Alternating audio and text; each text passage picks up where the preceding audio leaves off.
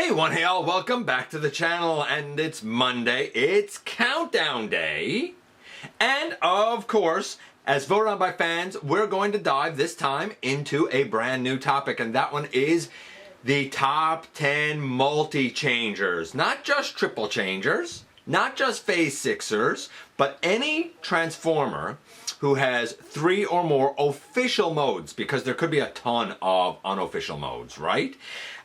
So this was, again, as voted on by fans, the top 10 transformers that have multiple alt modes. It was very, very interesting round of voting, to be sure. So without any further ado, let's jump into the latest GotBot Counts Down.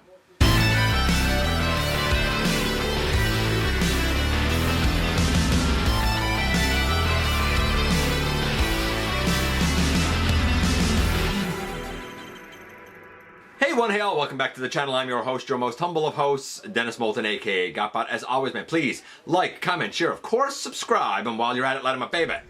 Hit that notification bell, please. It helps me out a ton, and it lets you know when content of all sorts goes up here on the channel. Check out Machinery of Man, The Everything Factor, all the groups that I'm either a mod or an admin for, as well as all of my social media links. All of that is in the description down below.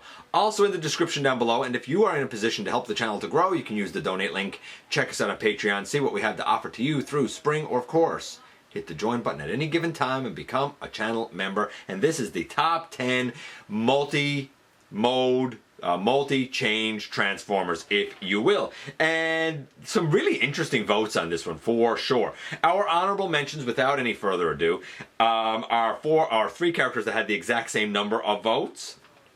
They include Optimal Optimus, who does have 4 modes, right? He has the robot mode, and he has the plane mode, and he has the gorilla mode, and he has the roadster mode, I guess we'll call it.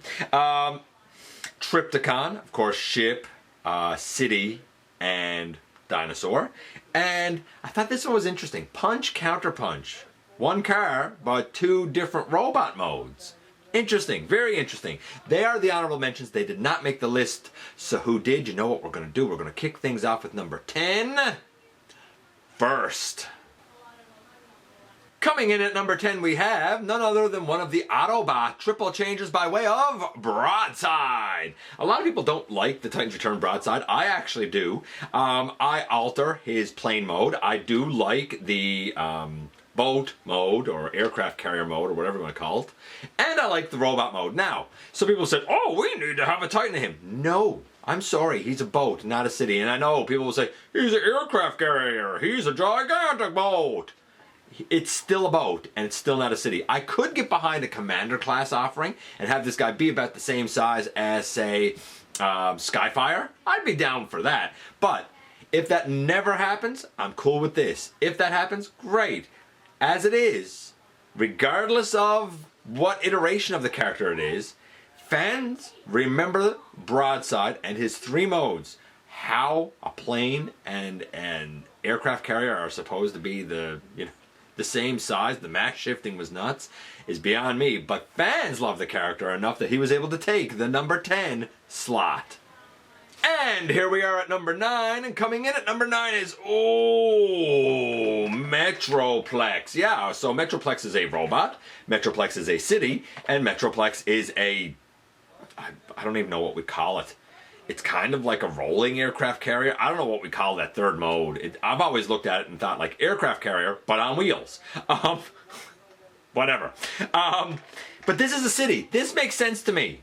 I've also thought that his aircraft carrier is like an odd mode. Like it's not really an aircraft carrier, because here's the thing. I just said that I don't think an aircraft carrier should be a Titan. So I've always looked at his 3rd mode as, well, it's too big to be an aircraft carrier, but maybe it's some sort of a Autobot transport.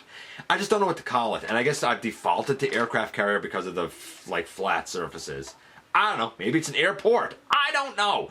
But I do know that Metroplex has 3 official modes, and I do know that fans felt that he deserved to be on the list, and for that reason he took the number 9 slot. 8 takes us back to the Autobots and the triple changers with Sandstorm. Now, some people specifically voted for the generations, but in general, just Sandstorm. We all know that the Autobot Sandstorm is a triple changer. If we go back to G1, naturally we have his helicopter mode. Here it's more of a VTOL jet than a helicopter. But I don't hate it. I thought it was a neat way to kind of like alter his alt mode, but still keep it kind of cool and unique.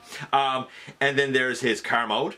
I like the great big tires on the car. And of course the robot mode. Yes, this is certainly stylized for Sandstorm from his G1 iteration, and a lot of people would like to have kind of a true blue version, which will probably happen in Legacy, but that would probably come at a later class like price point, and I honestly don't know if it would be as good as the Generations, because this is a fantastic mold. Autobot Triple Changers ranking once again at the number 8 slot. Number 7 takes us once again to the land of giants and Scorponok. Yeah, I mean Scorponok, again, robot mode, base mode, and gigantic, terrifying scorpion mode. All of which were actually seen on the cartoon as well. So we know that he has 3 official modes from multiple sources. Whether he is seen as closer to the size of regular Transformers or the titanic giant that he is, Scorponok, and his 3 modes takes the number 7 slot. And going from 7 into 6, we have the last of the Titans on this list by way of, oh baby, Fortress Maximus. Yeah. I mean, Fort Max, again, much like with some of the other ones, we have like a base/city mode, and then we have a vehicular mode.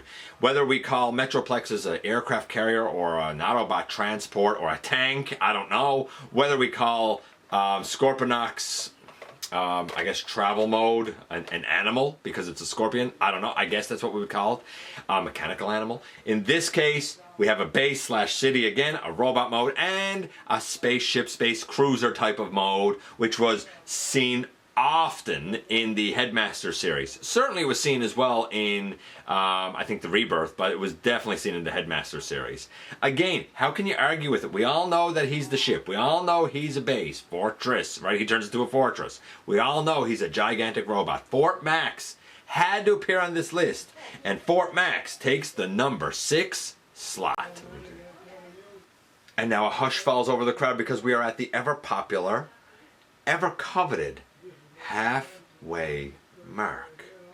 And at the halfway mark today, we have arguably the most popular of the Autobot Triple Changers, the last of the Autobot Triple Changers, and definitely the most sarcastic of the Autobot Triple Changers by way of Springer. Springer had to appear on this list. Come on.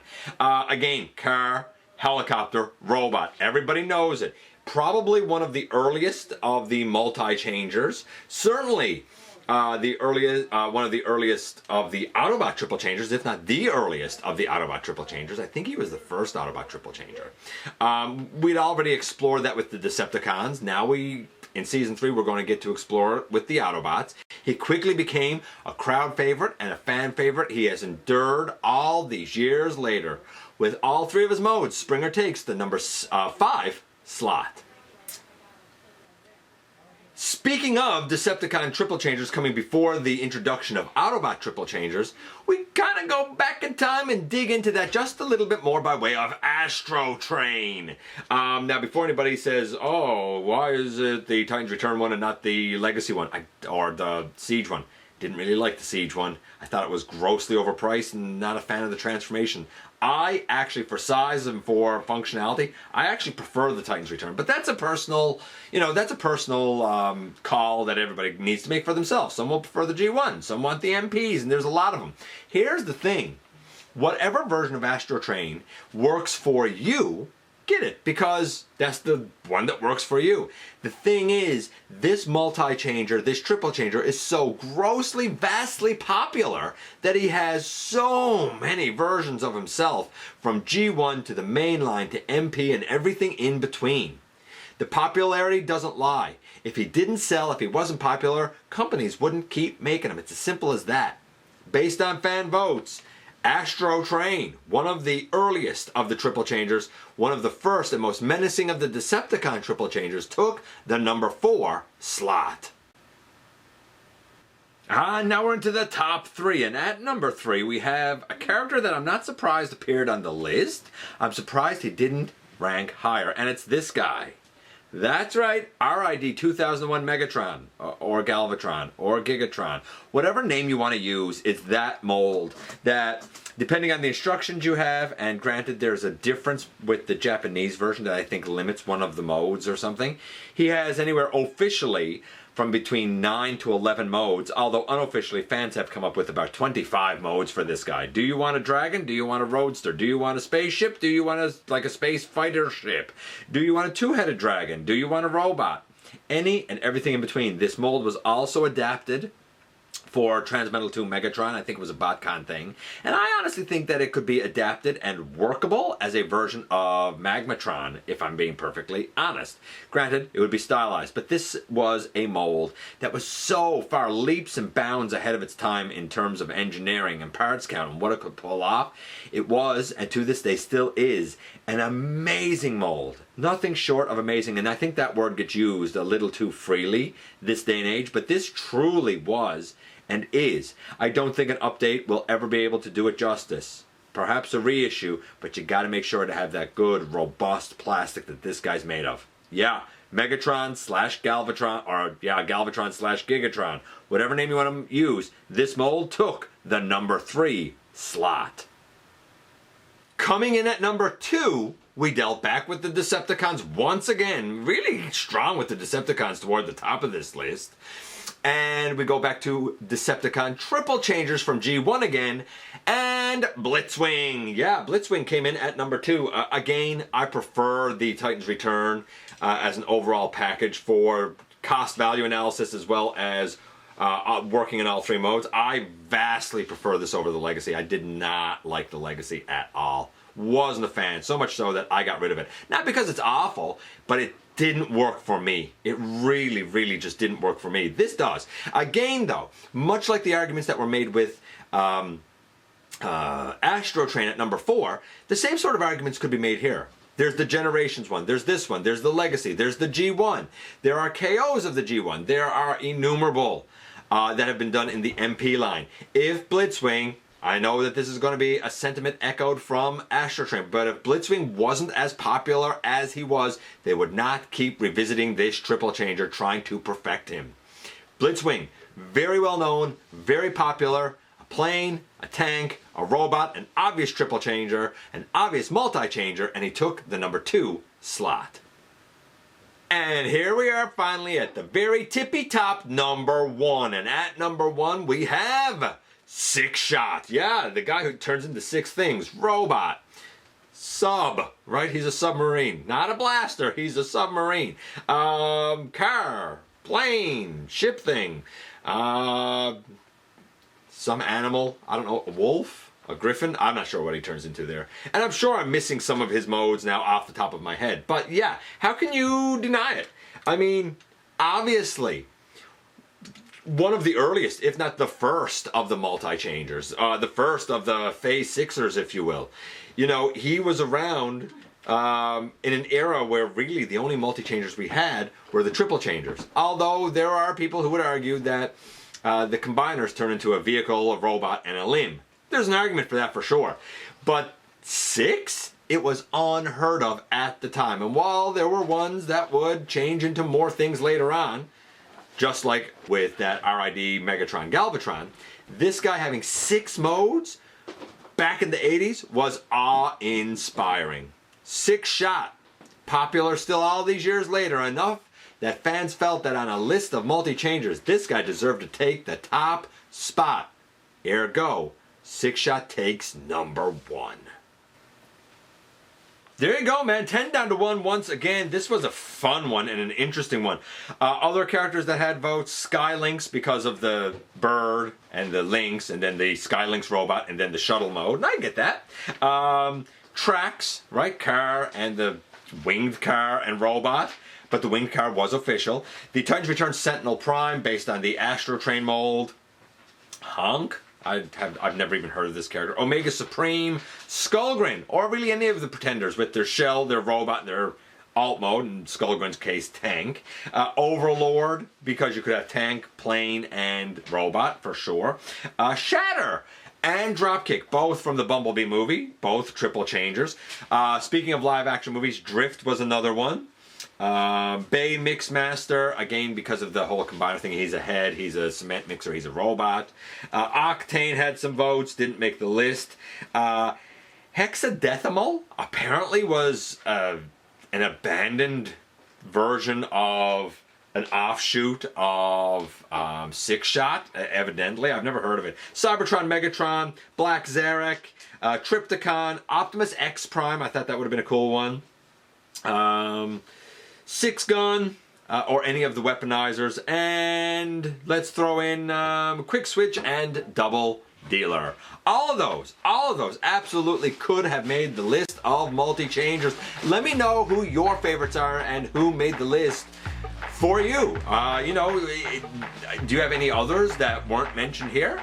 Anyway, I love to hear from you guys. I appreciate you coming by, giving me some of your extremely valuable time. I do know how important it is to you. If you're in a position to help the channel to grow, you can use the donate link. Check us out on Patreon. See what we have to offer to you through spring. Or, of course, hit the join button at any given time and become a channel member. Also, don't forget that you can hit the subscribe button, stick around, have some fun with us, please, and thank you. And especially don't forget that somehow, some way, each and every single solitary day, you do make a difference in the world. And I look forward to the next time that you and I get together to have another visit, either in the live streams, at the stop motion premieres, or the old-fashioned way, right here, inside the videos.